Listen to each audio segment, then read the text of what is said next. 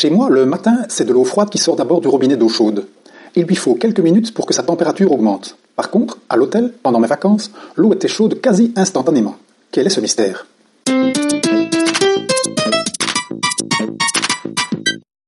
J'en ai parlé à un collègue au boulot qui m'a donné un tuyau. Il m'a dit que dans les hôtels, il y avait un bouclage pour l'eau chaude. Il ne me restait plus qu'à aller voir dans mes moteurs de recherche préférés pour boucler le dossier. Dans un schéma classique simplifié, l'eau froide arrive au chauffe-eau. L'eau est alors réchauffée dans un réservoir, par exemple, grâce à une résistance électrique. Une fois qu'on ouvre le robinet, ce qui n'a rien à voir avec lâcher une vanne, l'eau chaude sort du chauffe-eau et se dirige vers la sortie.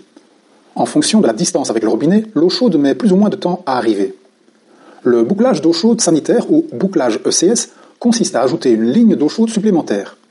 Celle-ci démarre près des robinets grâce à un bout de tuyau en T, rien à voir avec les fantômes, qu'on appelle T, mais qui ne se boit pas. L'eau revient vers le chauffe-eau grâce à une pompe ou circulateur. Cela crée un circuit fermé où l'eau chaude circule lorsque le robinet n'est pas ouvert.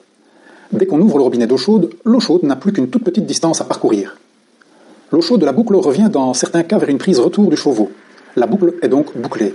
Il est possible qu'elle puisse passer par un réchauffeur séparé. Des solutions techniques plus ou moins compliquées existent pour régler le débit d'eau chaude dans les circuits ECS avec bouclage. Dans les commentaires de cette vidéo, vous en trouverez quelques exemples. Étant donné que le bouclage ECS peut être énergivore, le déclenchement du circulateur peut se faire soit grâce à un détecteur de mouvement dans la salle de bain, par exemple lorsque vous dansez devant votre miroir, soit grâce à une synchronisation avec la lampe de la pièce, ou alors grâce à un programmateur horaire. Attention également aux risques sanitaires. En effet, entre 20 et 50 degrés, les bactéries comme les légionnelles peuvent se développer. Des mesures techniques devront donc être mises en place pour éviter leur propagation. Pour les installations sanitaires, demandez donc conseil à un homme de métier. Plombier, bon œil. Le mot légionellose trouve son origine dans la contamination de 182 participants à un congrès de la Légion américaine à Philadelphie, dont 29 sont décédés.